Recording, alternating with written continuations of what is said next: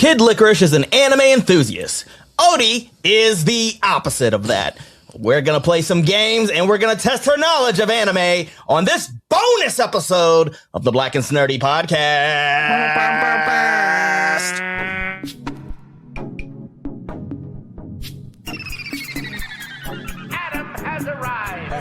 Maurice and Odie gonna take over like Zach and Cody. Black and Snerdy is the best podcast. Gonna boom like Wile E. Coyote. Gonna make magic, they move like they hairy. Ain't talking about mental health, no, it's not scary. You know that she coming up with the astrology. Mo got a comic and that's the best policy. Maurice the goat, talking about animation cause you know. Odie she moving wavy like the boat. Watching some movies and she taking notes. Yeah, kick back, listen. Black and Snerdy have risen. Upload on a mission.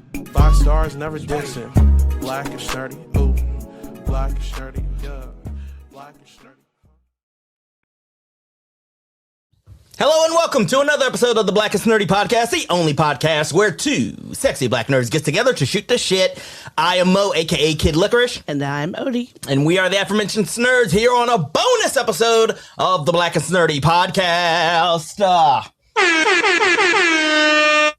So, here is what's going to happen. So, for the listeners who may not know, also don't forget to like and subscribe and to listen to Spotify and Apple Podcasts and whatnot, and join our YouTube channel. For those of you who are not in the know, Kid Licorish, myself, I'm a big anime and manga enthusiast. I love anime. I grew up with it, started with Toonami, started with Dragon Ball, and it just cascaded into a die-hard love ever since. I am now a 37-year-old man who watches anime pretty much consistently. Odie, she is not as interested in anime as I am.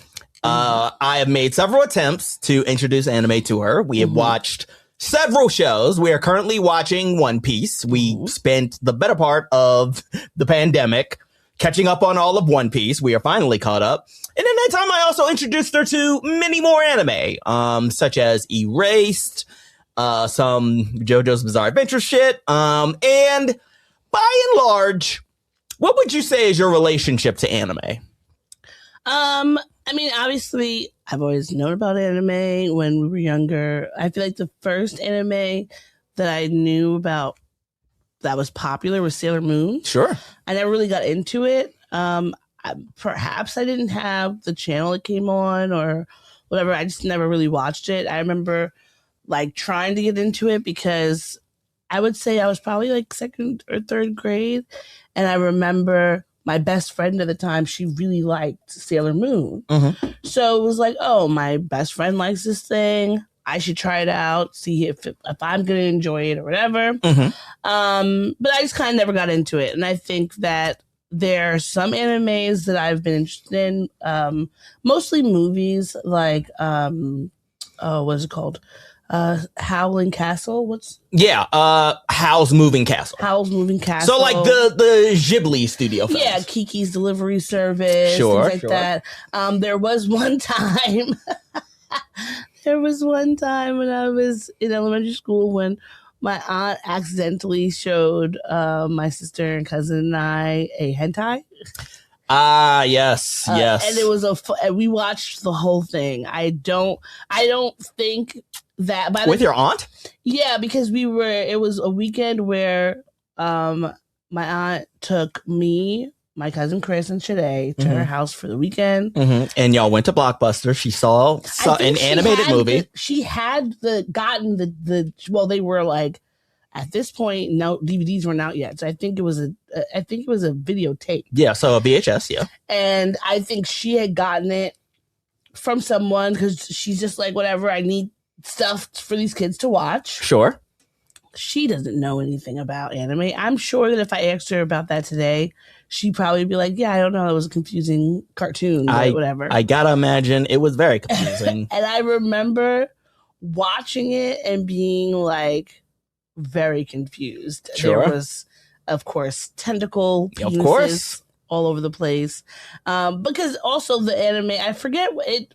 I feel like I may have mentioned it to you years ago and you might have helped me find the name. But from what I can remember, I do think that it was one of the like more popular hentai. And it's one where if I tried to look up the scene, 1,000,001 things are gonna come up because it's tentacle porn is very popular in anime and now in live action as well. So it was like a lot of different things going on with it. But I always thought it was so funny that she just did not know. And of course, like when it opens up, it's not immediately porn, right? It's mostly just like the story, people fighting, things like that. And then eventually, as you get into it, then it's like this girl's strung up in the warehouse and like the tentacles are coming to get her and all that stuff. Yeah. So I would say that's generally like my general thoughts of it or like connection to it. I do think there's some anime with really good storylines, which I appreciate. I really like that movie we watched a few weeks ago where it was just, I forget the name of it, but it was about this guy who's like a student who basically goes back in time with a comet. I think it was something about your name. It's not Call Me by Your Name. No, it might be Your Name. It might be Your Name. What is the name of that movie? I do know what you're referring to. So I think that it's I think anime. Yes, it is Your Name. It's called Your Name. Okay. Yes. So I do think that anime, because they tell such a wide variety of stories. Sure. That there's really anything for anyone. I generally like the ones that are not just like kind of this random fighting. Sure. That there's like a story behind it and a good plot and you can get into it with the characters. Because I think like a story like One Piece, right? It's so many episodes. Like it's a crazy amount of episodes. 1,000+. Where if they keep going the way they're going, I know that like the students of mine who I know right now like anime and like specifically One Piece, that by the time they get to college, if they haven't already finished it, they're not going to finish it until like they're deep into their 20s because the amount of content that there is. But I appreciate it. And I think that it's a way of being able to tell stories in an interesting way. You're not confined by like real world standards or anything like that. And I would say it's one of those things where I think if there are certain stories I think that lend themselves better to being told in anime version. Sure. Compared to live action. Sure. And I think it's cool. And I think that anime has pushed animation forward, like the genre of animation forward a lot. Because I don't know if we would get a lot of the great like adult animation, not hentai, but like adult animation without having anime. Sure. Because I think like first of all, millennials, because a lot of us grew up on that, it was always something that was like in our cultures, like guys enjoyed it. You could tell about the way that animation styles have changed. A lot of them are a lot more like anime coded than when we were growing up. So I think that all in all, it is a market benefit for us to have anime. And especially because it's like, how many other art forms do we have from other cultures that are like so crazy popular? Right. So yeah. Okay. And, they're interesting. They're not all my cup of tea, but I feel like there is something for everyone. Absolutely. And I did not know that story about you and your cousins and your aunt sitting down to watch this hentai. I feel like I may have mentioned that early on.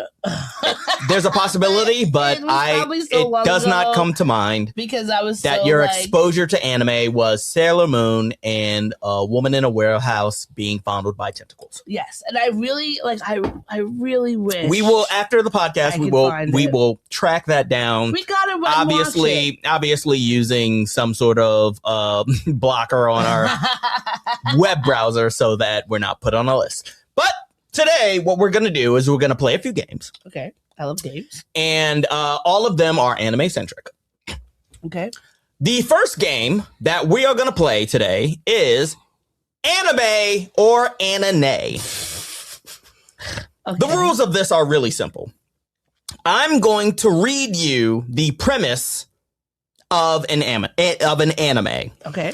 You're going to answer to me if it's real or if it's not real. Okay. If it's real, I'll let you know. If it's fake, I'll let you know. So should I respond anime or Aninay? You can respond however you would like. Okay. If you get it right, you will hear this. But Okay. get it wrong, and you hear this. Oh no! Okay. All right. Are you ready? I'm ready. All right, here we go. The first premise. A group of space poor bounty hunters live on a ship with a genius dog and a woman who is 100% definitely hiding from her credit card debt. Also, you have 30 seconds to answer. I'm going to say it's an anime. It is an anime? Yeah. What is your reasoning for that? I think all of the parts about it sound so absurd that it would make sense that even if, like, in the actual story, maybe she's not necessarily saying that it's credit card debt, but you probably hear a lot about it. Mm-hmm. Like, and different things of like why she's on this trip and she probably doesn't want to be, because it's like, who wants to be in a flying spaceship with some sort of genius dog that's annoying you all the time and it's always like proving you wrong. But I think all those things compounded together make me want to say it's real. Okay, are you ready? I'm ready. That is, of course, the anime classic Cowboy Bebop. Cowboy Bebop. Now that's one that I've probably seen one or two episodes. Sure. Definitely have not watched it in full. I was curious about the live action, but then everyone hated it so much. It is that not I never good. watched it. It is not good. Oh, who's in the live action? Is that John Cho? Yeah, John. That's what I'm thinking of. John Cho. Yeah. Yeah, not a good adaptation of a anime classic. That one came out. Was it 2020? It came out during the pandemic. Yeah. Because I remember it was during lockdown when it came out, and people were just outraged because they hated it. So I honestly, I never knew that was. I thought it was something with like space pirates or whatever, but I honestly never knew that was like a broken down definition of it. Sure. Okay. Yeah. Okay. Are you ready for the next one? I'm ready for the next one. Okay. A girl inherits a haunted laundromat where the ghosts of former samurais demand their kimonos be washed in the tears of their enemies. You have 30 seconds. Go. That sounds very much like it would be a show. My only apprehension is it's like, I don't want to just say yes. It's like when you're filling out those little bubbles on the standardized test, you don't want to have the line going down too long. It does sound very plausible because I feel like the story is like, oh, she inherits this laundromat and one day she like knocks over something and it's like the spirits were held in this like old dryer or whatever and she knocked it free and now they're there and telling her like do it. But I'm gonna say Anna Nay. And your reasoning why? Nay. I think that it might be a little too absurd, but also I'm perfectly prepared to be wrong. Okay. And the answer? You are correct. Oh, yay. I made that up. I would not be surprised if that is an anime that will come out in the next 10 years. I would not be surprised. And it seems like a good premise. It's a good premise. And I want everyone to know if you see an anime of this style and this thought process, just know that it was an idea stolen from Kid Licorish. Absolutely. So, give me my money. That's all I ask. Now, are you ready for the next one? I'm ready. A 1,000-year-old elf decides to go on a walking tour to see some flowers, mostly because she realized her human friends have a really inconvenient habit of dying. That doesn't sound far-fetched. 30 seconds. It doesn't sound far-fetched. Because my thing right now, I'm trying to think, are you going to do a yes, no, yes, no, yes, no? Or a yes, no, no, yes? Or a yes, no, no, no, no, yes? It sounds plausible. It sounds like it would be one of the, what is that one you've been watching where they're in the dungeons eating the monsters? Delicious in Dungeon. This sounds like it would be one of the people from Delicious in Dungeons, where they would be like, they would come upon them and be like, oh yeah, I'm with you because my friends keep dying. Final answer. I'm going to go with it's not an anime. And it's an Ani-Mayhem or Aninay. Aninay. So your final answer is Aninay, and your reasoning. My reasoning is that the premise was that the elf have it going on this walking tour because their friends die. I feel like, well, you've been around for a long time. I feel like you would have known that already, that your friends are going to be dying. I don't think you would need to go on this like quest as some sort of self-realization, because if you're like 1,000 years old or something like that, hundreds of years old, you would have already experienced that, you know, within your first 100 years, that your friends are going to be dying because you're going to live longer than them. And I think it's the idea that they're going around looking for flowers is just a little too absurd and like wholesome, but also that could be my downfall. But that's why. Okay, so your answer is Aninay. Aninay. Okay, and the answer is, oh no!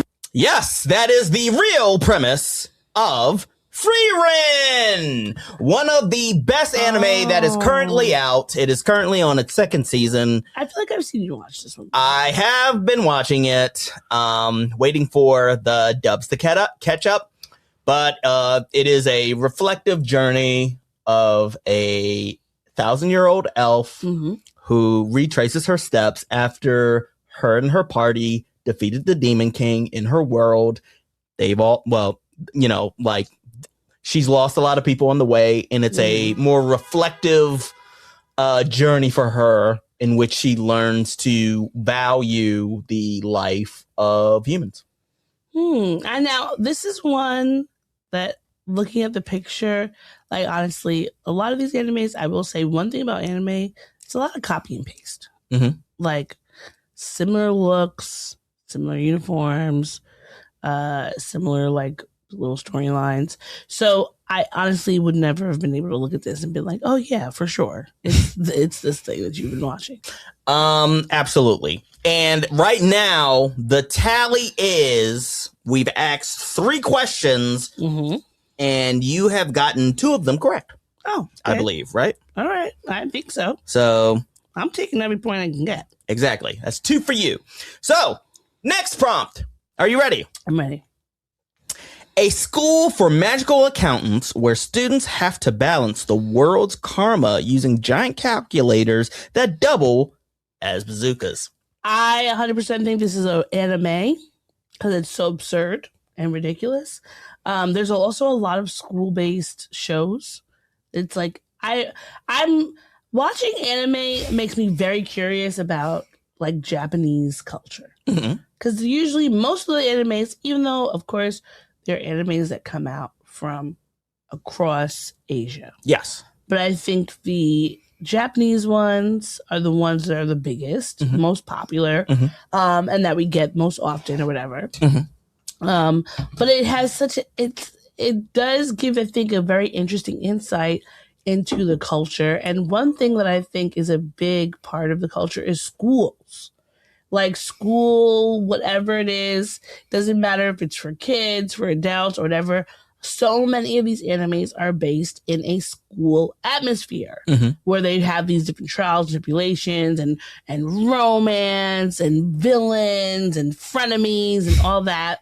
So I'm going to say, yes, this is an anime. Okay, so your final answer is anime. Yes.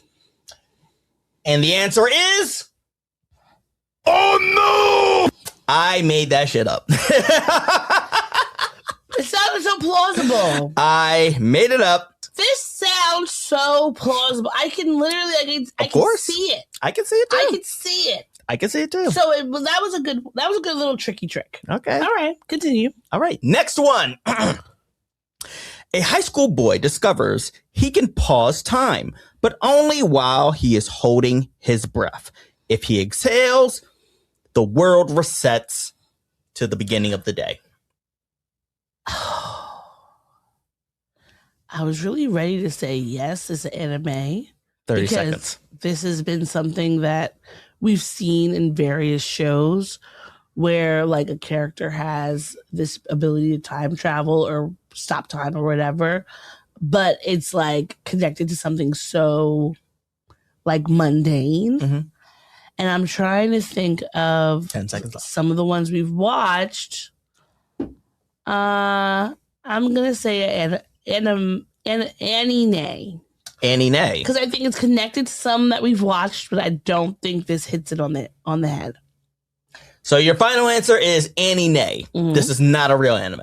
Yeah.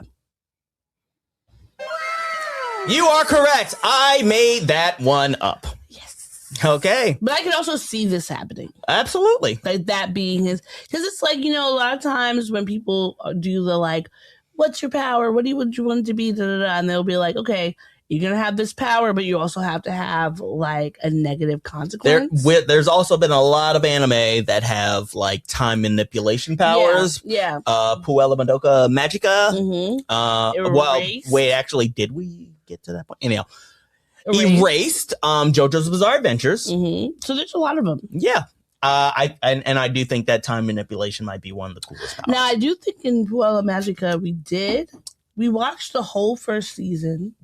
I'm not sure if we watched it till completion. All right. The final question. Mm-hmm.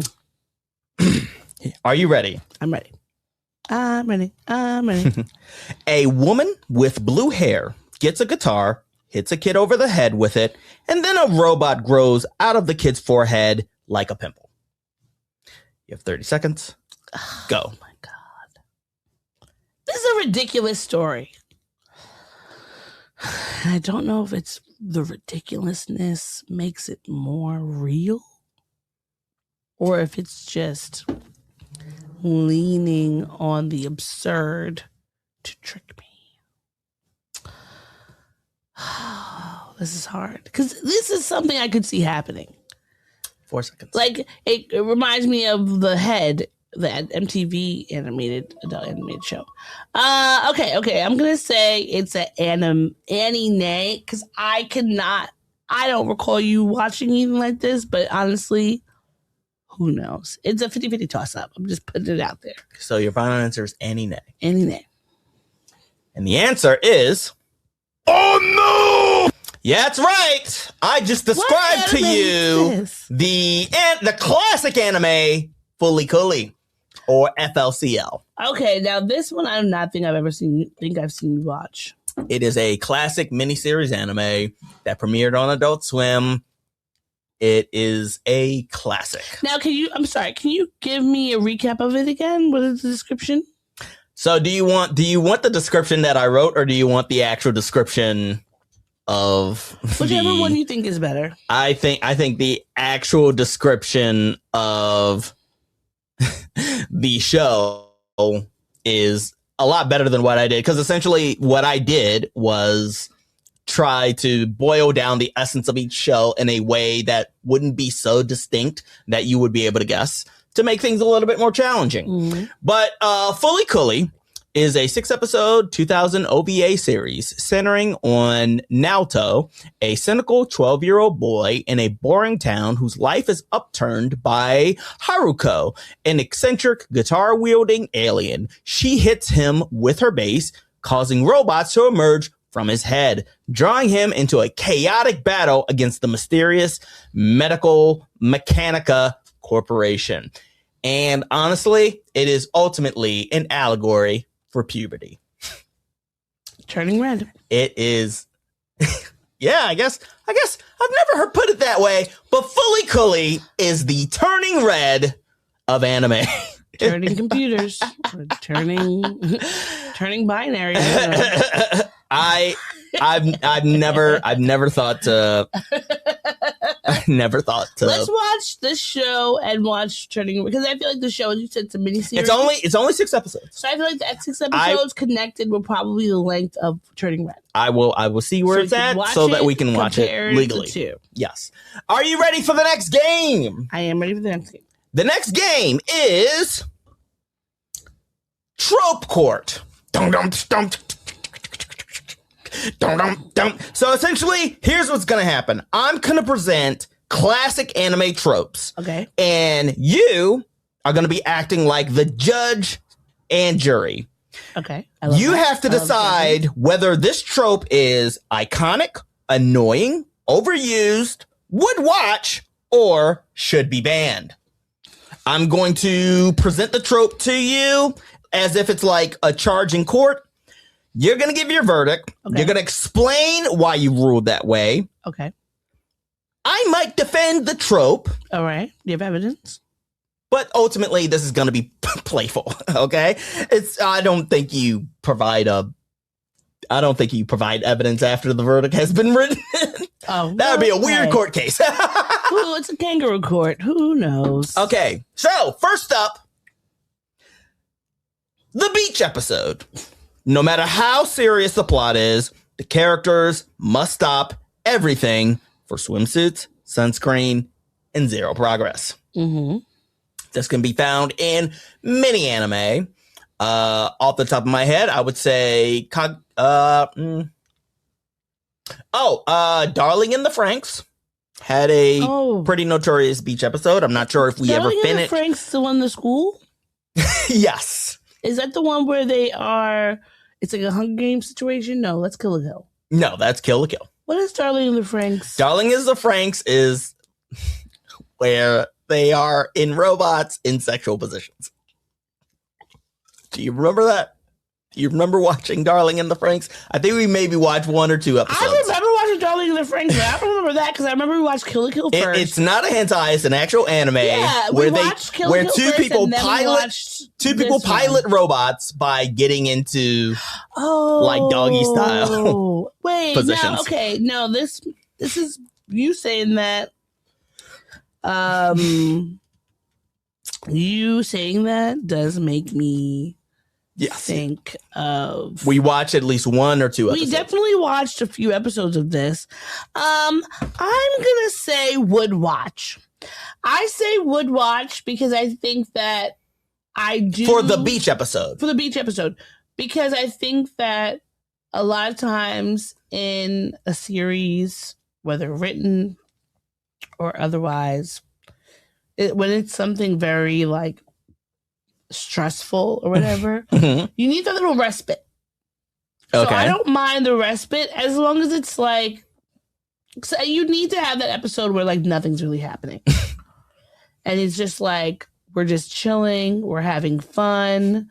Like, I personally am someone who I need there to be a little semblance of joy in a space. I don't want it to always just be constantly fighting, scared, or running away from whatever. Like, I want there to be some part where they could just have a rest. Because I think it's close to real life. Like, you could be fighting a lot, but sometimes you just get a little rest. And you get some enjoyment. You get to, like, be who you truly are without all the other bullshit. So I think that's important. Okay. All right. So, the verdict is... Would watch. Would watch. Yes. There we go. The verdict for the beach episode is would watch. I love the beach. So anytime I can get myself in some way connected to a beach, I'm doing it. Okay, absolutely. That's understandable. Now, next up, the screaming power-up. The screaming power-up. A character loses a fight, screams for a full episode, glows brighter, and suddenly becomes unstoppable. Of course, the most notorious of this would be Dragon Ball Z. Super Saiyan. Super Saiyan. Yes. Or Super Saiyan 2. Or Super Saiyan 3. Or Ultra Instinct. Like, there's so many. I'm going to say overused. Now, why would you say overused? What? Defend your verdict. So perhaps when Dragon Ball Z was like the main thing and we didn't have so many others to choose from, perhaps this would have just been a would watch or iconic or whatever, because it does signify like the characters at their wits' end and they're going for it. Doesn't matter. I'm going, putting it in my all. At this point, though, it's so done. We've seen it so many times that it's like, okay, like how much this is nothing special about it. It's not like interesting. It's not like, oh my God, this is groundbreaking. It's florals during spring, So I think that it's why I'm like, overused. So your final verdict for the screaming power up is overused. Yes. Okay. Next up, the accidental fall romance. One tiny trip somehow becomes a full body crash into an awkward romantic pose, followed by blushing and panic. Yeah. I would say that the first time I saw this trope was maybe around the 1/2. But I think I've seen it in Tenchi Muyo. I've seen it in all of like romantic anime. I believe they also have it in Kaguya-sama Love is War, in the episode where they get trapped in the gym supply closet. So what would you say? I'm going to say overused. Mainly, it's not annoying. It's not annoying. It's overused. It's similar to like, live action movie or show when you have the love interest like bend down and hit their heads, right? This is it's something where you're clearly trying to carve out some sort of like relationship between these two, and this is how we're going to do it. There's going to be a whole will they, won't they. I think there's better ways that are more interesting and fun to do besides like tripping. Oh my God. And this is coming from me, who is a clumsy person. Yes, you are clumsy. I'm a trip and fall anywhere I want to be. Yes. Just like American Express. All right? But I just feel like it's just constant. And it's like they do it to signify, oh, these people are going to be a love interest. Okay, we could have figured that out some other way. I don't know. I don't think it's necessary. I think it is definitely overused. I will not say it's annoying. And I don't think it should be banned yet, but definitely overused. Okay. So your verdict for this is overused for the accidental fall romance. Now, next up, the tournament arc. I would say that, every problem somehow turns into a bracket system where people punch their feelings into the ground. What would you say is your verdict? Okay, I will give you some examples of tournament arcs. Dragon Ball Z, specifically in the first half of Dragon Ball Notorious, had several tournament arcs. I've never watched that. Dragon Ball Z ended with the Cell tournament arc.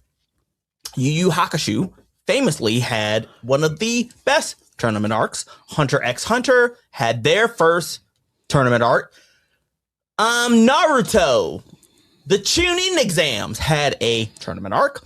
My Hero Academia also had their Culture Festival tournament arc. You're naming so many of them that I do not watch. So I need name ones that I know, or at least I've watched at least a few episodes. I don't think I can, because I don't think that I have. Kill la Kill. Was there a tournament arc in that? Because that was Actually, I believe there was a tournament arc in Kill la Kill. I think they had a tournament arc. They also had a tournament arc. It was either a tournament or a gauntlet. Yeah, it was a whole gauntlet thing. Because she had to battle the four student body presidents before she could get to the. And they had that weird teacher. Yeah. Yes. So, what say you of the infamous tournament arc? I'm gonna say for these iconic. Mm-hmm. I say that because the ones that I've watched, it's usually towards like getting towards the finale or whatever. Like it's supposed to signify some sort of like key ending or beginning for the character. Sure. And I think that is really cool. It adds a lot of like suspense and you don't know what to do. People are probably their characters that you know and love who might end up hurt or dead or whatever. So I think that part's fun. I think that adds to the anime. Sure. Okay. Okay. It's interesting. So your final verdict for tournament arcs is iconic. Okay. And honestly, in this one, I think I would agree with you. I think I agree with you in the last one, but I also agree with you with this one. I think that tournament arcs, when used well, can be a good sort of tool to flesh out characters, to match up characters in an environment where you can, because there's always power scaling in a lot of anime. You can power scale certain characters with other characters that maybe those combinations you would not have thought like how they would match up. And again, it builds the character because they're put into a situation that they were maybe not prepared or ready for. And I just think it's iconic because we've had so many tournament arcs in anime that like it just is like a staple I think of that shonen anime. at least from my perspective of what I've seen, it's in a lot of the animes. And also, it usually isn't something that brings the story down. Sure. You might leave sad, disappointed because your favorite character got hurt or died or whatever, but it's usually through something like really interesting and awesome and cool that you're seeing it happen. So yes, understandable. Next trope, the overly pervy mentor. A gross old man somehow exists in every anime and is always treated like comic relief. This is Master Roshi in Dragon Ball Z. This is the Toad Sage in Naruto. Even though he's not a mentor, I would say this is also Mineta in My Hero Academia. Go. Should be banned. Should be banned. Why? Because I feel like one thing about animes that I have noticed is they play it real fast and loose when it comes to sexual deviancy. There's sometimes there's a lot of taboo family romance. Haven't even gotten into that trope, but there's a lot of like old, like, because in Kill la Kill, her whole teacher is like trying to seduce her. It's like there's a lot of weird behavior that I think needs to be banned because I think it is like I said before, it's interesting to see how other cultures seeing them through their art. And I think that this being such a huge piece of anime culture to me suggests, I could be wrong, but it suggests that this kind of behavior is normalized. And if you watch any if you've ever seen or watched any sort of X-rated Japanese, Korean, whatever, like Asian porn, you can see these tropes playing out. And I think that for the betterment of the population, that they can just hang it up. We don't need a creepy old man coming in here, make everything weird for everybody, getting everyone like giving them standoffish vibes. Let's just take it out. We don't need it. Sure. Because the thing is, in these animes, there's always going to be some sort of creepy guy, right? Or who's like sex obsessed or whatever. That you could do it without it being like gross and disgusting and creepy. Sure. Because Sanji is 100% like a creep, but he's a lovable creep. I would. So, okay. Where's your final verdict? That it should be banned. Should be banned.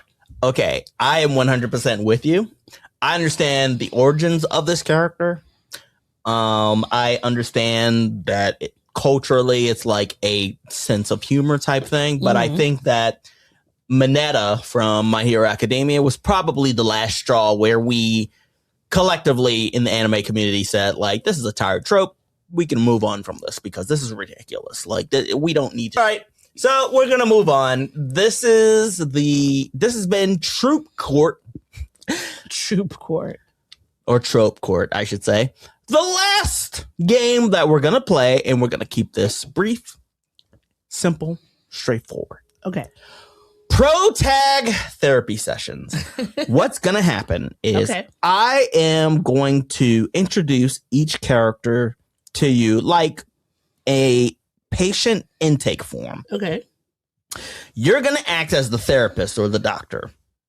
You're going to diagnose the emotional issue, trauma, or coping problem. Okay. And then we'll go from there. Okay? Okay. So, the first protagonist that we are going to diagnose, Shinji Ikari from Neon Genesis Evangelion. This is one where, I don't know, we've talked about it. I feel like we've watched this one before. We have never watched it. A 14-year-old boy with severe abandonment issues. His father ignored him for years, only to call him back to pilot a giant biological weapon that is physically and mentally painful to use. He is told he is the only one who can save humanity, but he spends most of his time crying, shutting down, and saying he must not run away. With that information,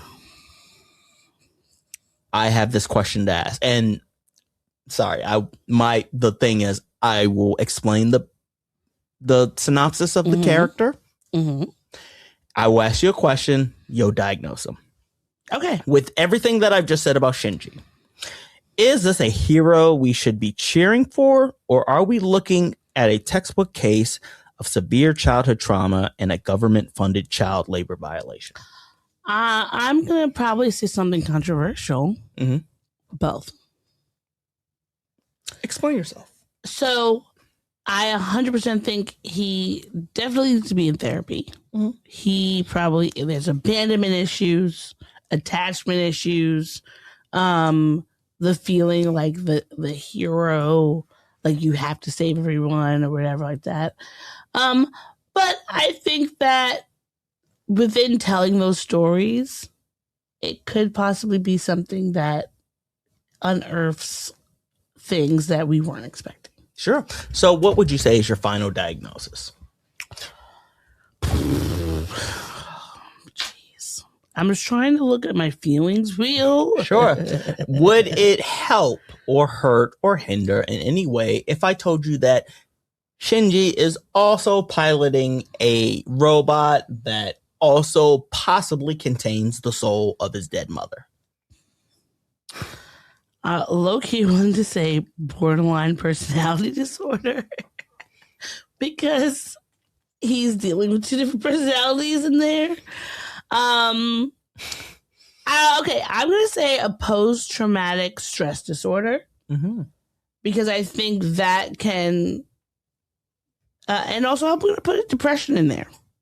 Sure. I'm going to put depression because it's a mixture of he's dealing with, obviously, you can imagine he's probably depressed over the death of his mother, regardless of how long ago it was, on top of the PTSD of like having to deal with the father that he has and save the world and all that. Sure. I'm going to put those together. Okay, so your final diagnosis is what? Depression and PTSD. PTSD and depression. All right. Shinji, you got depression and PTSD. Deal with it.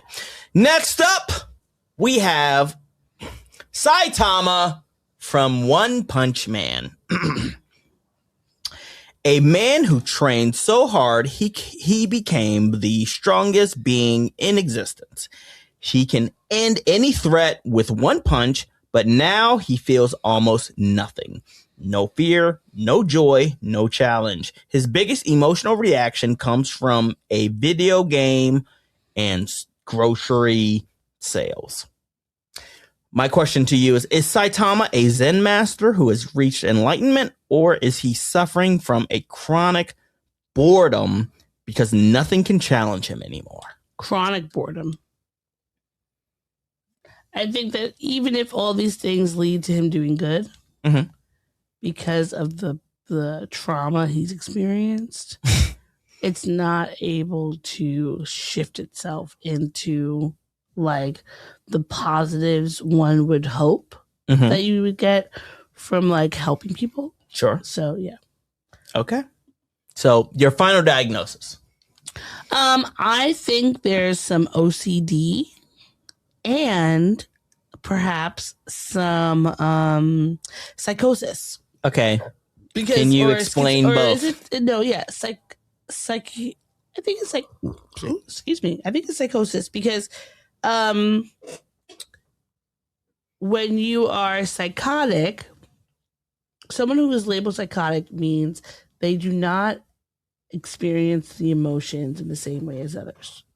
Okay. So I can imagine someone in his position might be so over it and so just like detached from reality that they're not seeing others' emotions in this space the way that they might have without all this other trauma. So I'm going to say the OCD.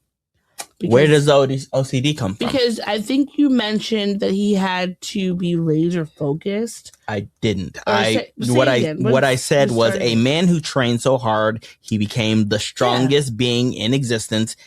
He can end any threat with one punch, but now he feels almost nothing. No fear, no joy, no challenge. His biggest emotional reaction comes from video games and grocery. I think that shows that like he had to be completely obsessed with this one particular goal, and that like now whether this is a trauma-based OCD or the OCD that he already had and then it was exacerbated, either one, who knows? Sure.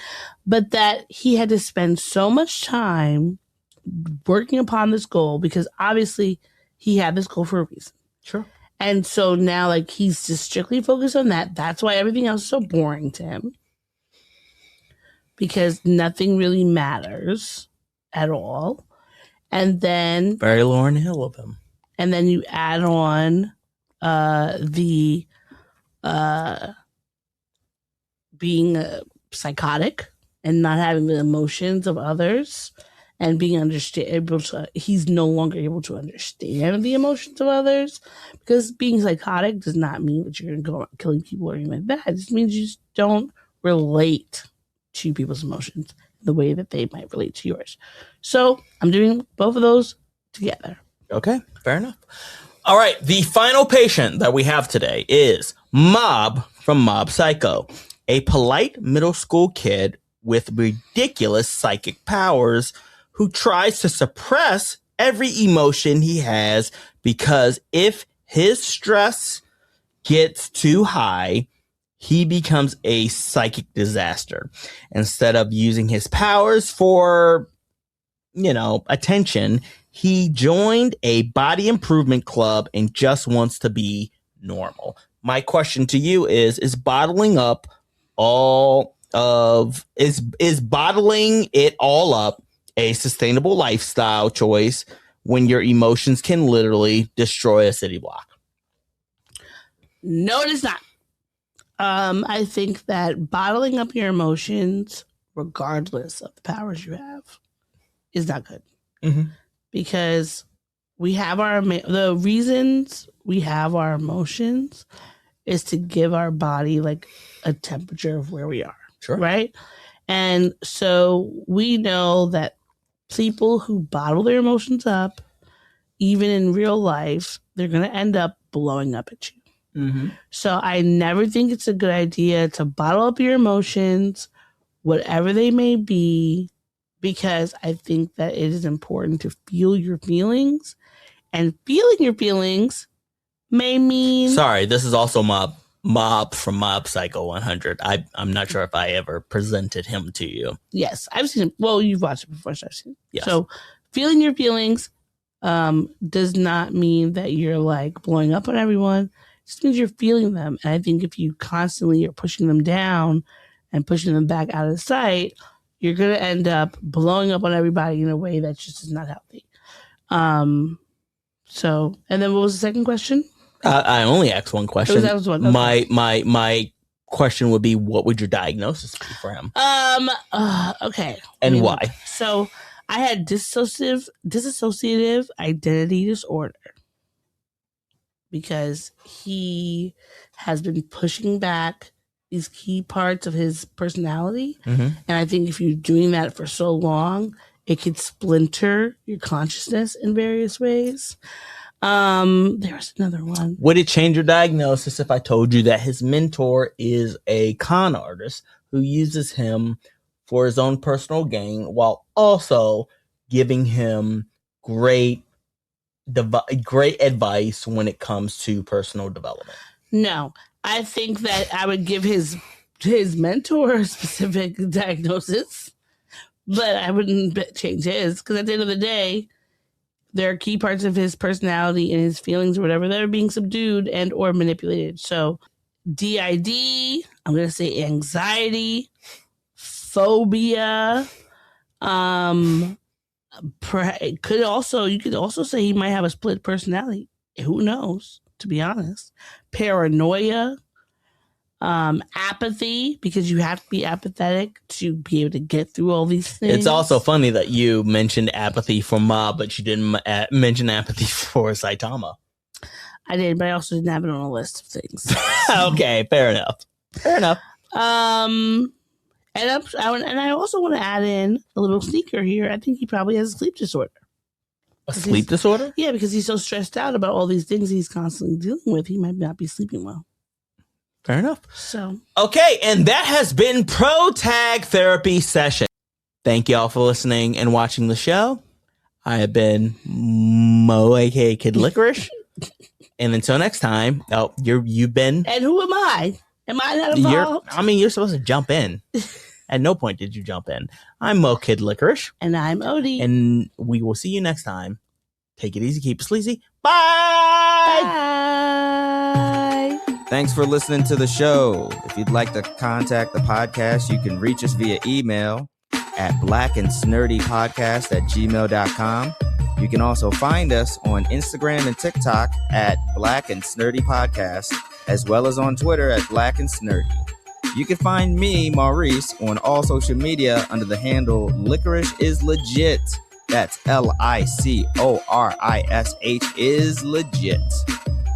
And you can find me on Instagram. It's that's Odie, THATSOD.E. And on Twitter, THATSOD_E. And don't forget to like, rate, and subscribe to us. Tune in next time to the Black and Snerdy Podcast, where nerds of a feather flock together. Remember? Bye. Boy. Not yet. No, this is keeping it. We're keeping this in. Don't forget to take your meds and your subs and drink water. Bye. Bye. I actually want to keep that.